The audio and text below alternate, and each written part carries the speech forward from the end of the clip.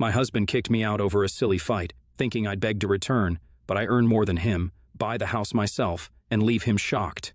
Hey everyone, I grew up in a very abusive household. As usual, the parental abuse I faced has warped my sense of reality a lot. I'm not very proud of my traumatized mindset, but it is what it is. I struggle with setting boundaries for myself. I struggle to protect myself, and I often struggle to take care of myself. Now I can understand that these things can be quite heavy, and they are quite heavy on me sometimes, but I push through. I force myself to push through everything that I feel, because I know that I have the strength in me to deal with them.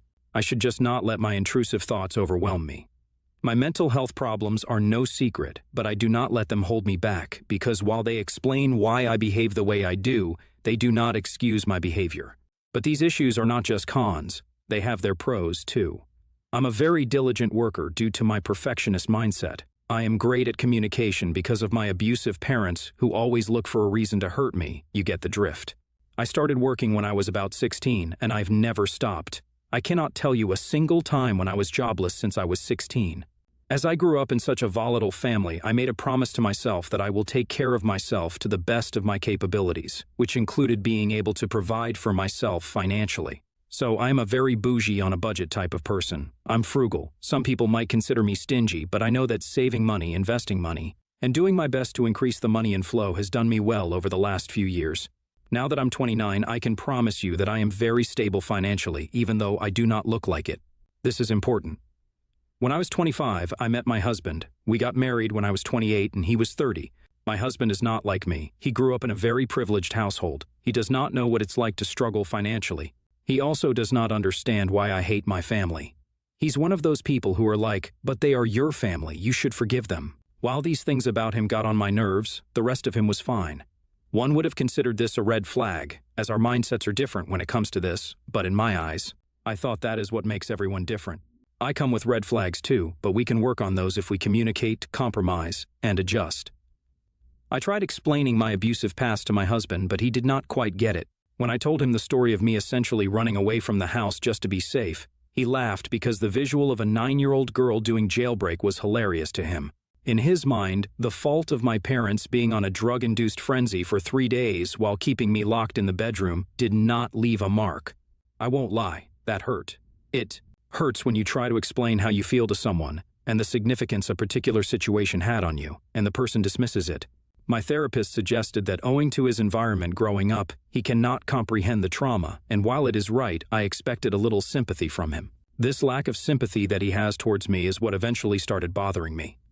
I swear, during our relationship, I never felt like he was an unsympathetic person, but now that we're living together, married, and going through the trials and tribulations of married life together, I'm starting to see his unsympathetic side more often, and I cannot say I like what I see. This whole trait of his led to me doing what I did. So, as I have mental health issues, I get overwhelmed by social interactions all day. I desperately need personal space and my time. This is why when we're looking for a place to stay, we went with the apartment that we are currently staying in, as it has 3 bedrooms and 2 baths. One of the smaller bedrooms is my bedroom. I've decorated it in whichever way I wanted. I keep my PC, gaming consoles, snacks, books, and everything there. I would not call it my office, as it has a very childish vibe to it with all of my Hello Kitty plushies. The idea of turning that into my room originated to heal my inner child, and honestly, I love my room very much. Cleaning my room and meticulously organizing it is almost therapeutic to me. My husband was okay with me having the smaller bedroom as my room, but since Thanksgiving, he does not want me to have my room. Why? Because his friends came for Thanksgiving dinner, and while I was on my way home, one of them decided to snoop around and entered my room. Owing to the childish vibe of the room, they think it is weird and strange that I, an adult woman, have a room decked out in pink and purple. My husband, instead of defending me or saying anything, decided that it is very emasculating for him that I have a room like that, and it is embarrassing for him when I act like that. I know it is pretty nonsensical. During Easter, his friends came over again, even though I did not want them to come. I had to go for an extra shift on Easter, so I did not know they had come, but when I came home, my husband was super mad. He was all up in my business because how dare I do this? I should care about his image and his comfort first. He is my husband, the man of the house, and I need to be done with this childish. When I tried to tell him that this is my house just as much as this is his, He told me that this is his house because his name is on the lease and I need to sit and listen.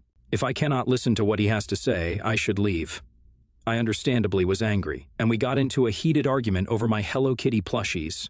He even said things like he earns for the family, and that he does not want the money to go wasted behind childish things, even though he does not buy my plushies. At one point, he put all of them in a bag and threw them out of the house. I am attached to them, so I ran out of the house to get them back, and my husband locked the door behind me. Previously, over smaller arguments than this, my husband has done this, not slamming the door on my face but more like emotionally punishing me for behaving badly. I could deal with those, but when he heard something that was healing me, it pissed me the frick off. I did not knock on the door of the house or beg him to let me back in. I was out chilling on the porch with my Hello Kitty plushes when my landlord's wife saw me. She took me home and asked me if everything is all right. I told her that I was just having a bad day at work and did not want to go home. That led to us having some small talk. While talking, she mentioned that the landlord is looking for someone to sell the property we're living on. He had been wanting to speak with me, but as my husband is not the most social person, he did not approach him. The opportunity presented itself to me, and I decided to take it. I waited until the landlord was home from work, and I spoke with him regarding the price. What he was asking for was far less than I was expecting. It was not too out of my budget either. Sure, money would be tight for a few months, but if I take up the opportunity of being a travel nurse, I would be able to make up for it. After thinking over the decision for a good 30 minutes, I told my landlord that he can prepare the documents. Once the talking was done, I made my way back to the house and entered the house. My husband asked me cockily if I was ready to apologize. I looked him dead in the eyes and told him that I earned more than him, and he can leave the house if he feels emasculated living with Hello Kitty plushies. He was shocked. He told me that I could not treat him this way, and I told him that I was giving him an option.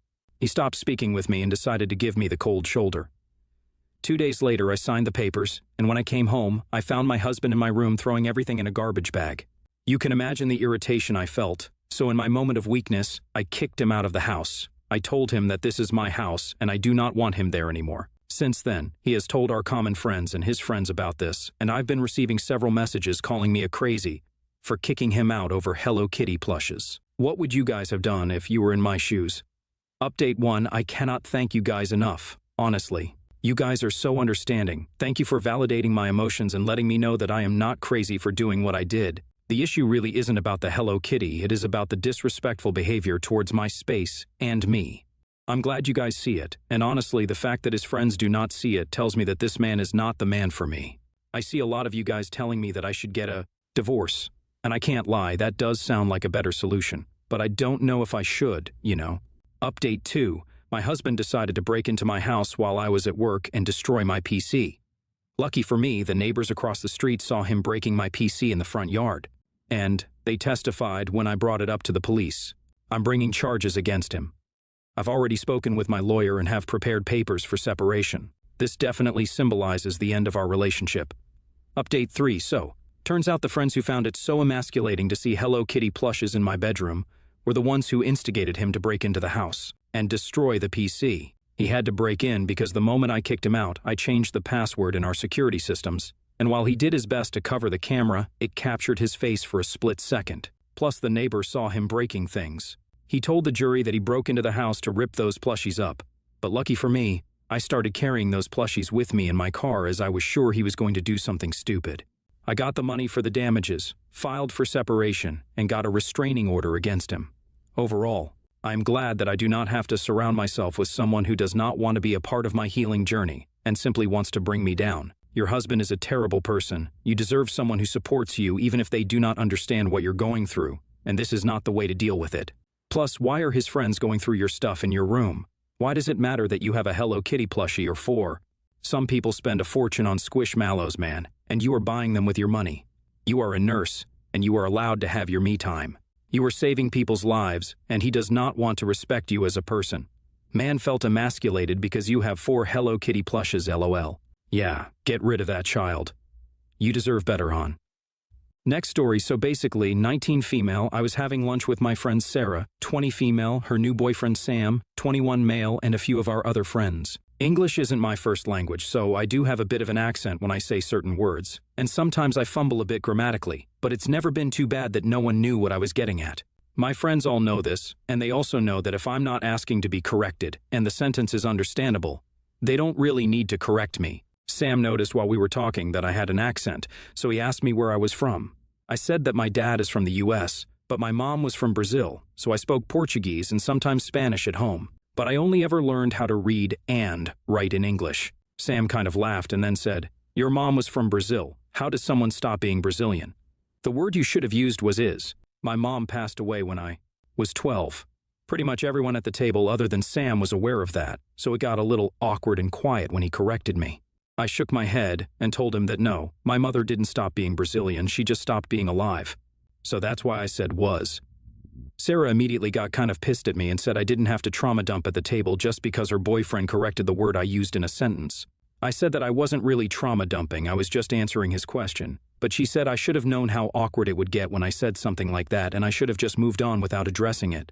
Lunch ended early because of the tension, and everyone else is telling me that yeah, I didn't really have to say it, but also I really was just responding to what he said to me. Sarah's pissed at me though, and I've no idea how Sam feels about the whole thing because I don't really know him. I wanted to know if I messed up here, and if I should apologize. I failed to see how you're at fault. He didn't have to be an and correct your grammar. He played the stupid game, and he won a stupid prize. He shouldn't have been insensitive. NTA. Sarah needs a reality check. Why is it okay for her boyfriend to correct you over an opinion he didn't give you a fact because he assumed context? All you did was literally answer him. Opinion 2. NTA. Sam sounds like an arrogant and your friend Sarah isn't a friend at all. Instead of empathizing with you, the one who lost her mom at an early age, she's worried about her new boyfriend's feelings. Not that it sounds like he has any. That's messed up. She should be the one apologizing to you. Next story, my sister, let's call her Hannah, isn't speaking to me right now because I RSVP'd no to her wedding in January. My mom wants me to change my RSVP, but honestly, the wedding isn't going to be possible for me to attend, and based on how my sister is acting, I don't want to go anymore. Ever since I had puberty, I've had really bad insomnia. I usually go to bed around 6 a.m. or 7 a.m. and wake up around 1 p.m. or 2 p.m. I've tried to change my sleep style, and I just can't. It's like dealing with international jet lag.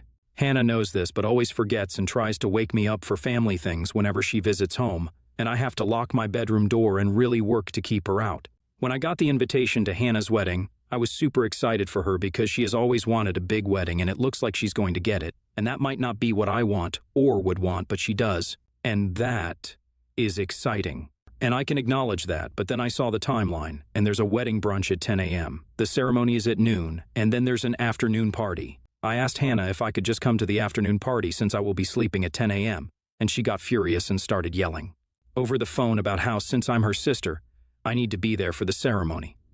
I laughed and told her there was no way I could be there in time because it would basically be like trying to get someone on a 9-to-5 work schedule to attend an event at 2 a.m.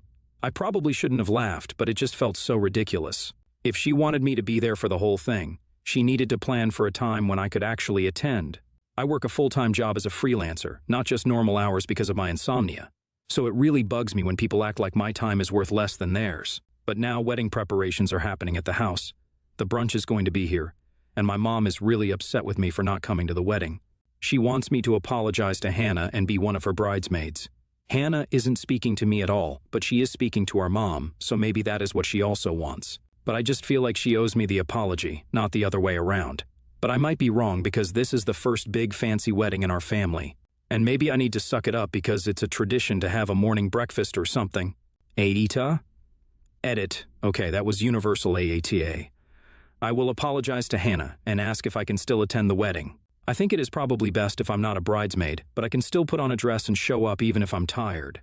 Thank you to everyone that sent in medical tips. I am realizing that I need to get a second opinion that isn't our family doctor because she is actually kind of dismissive about my sleep issues, and I used to like that because she made my mom calm down and she supported me with the doctor's note for online high school. But some of you mentioned high blood pressure and delayed sleep phase disorder, and I want to talk to someone who is at least willing to investigate that with me. Edit 2, sorry I meant I am the a-hole is universal and I get it. Edit 3, update. I sat down and talked with my mom about the situation with Hannah, and it was rough, but I think she understands a little better now where I'm coming from and is going to help me find a sleep specialist to go to. I asked her if she thought I should call Hannah directly or if she should talk to her first, and she said I should do it, so I tried calling, but she didn't pick up, so I sent her an apology text, no response yet, but I said sorry. for laughing and for acting self-centered, and if she would still like me to be at the wedding, I would be happy to attend, but that I probably shouldn't be a bridesmaid, but I could do other things at the wedding like pass out stuff, and I just want to make sure she has a good time. I don't know if she will forgive me, but I do feel better now that I'm trying. I have also been watching a lot of videos on sleep rhythm disorders, and a lot of symptoms in my life make more sense now, so seriously, a big thank you to everyone who gave me tips and ideas for what to search and what to ask. My new sleep doctor once I find one with my mom. YTA for expecting events to be planned around you, for laughing, and for not caring enough about her wedding to consider talking to a doctor for help if this happened in puberty. How did you attend high school?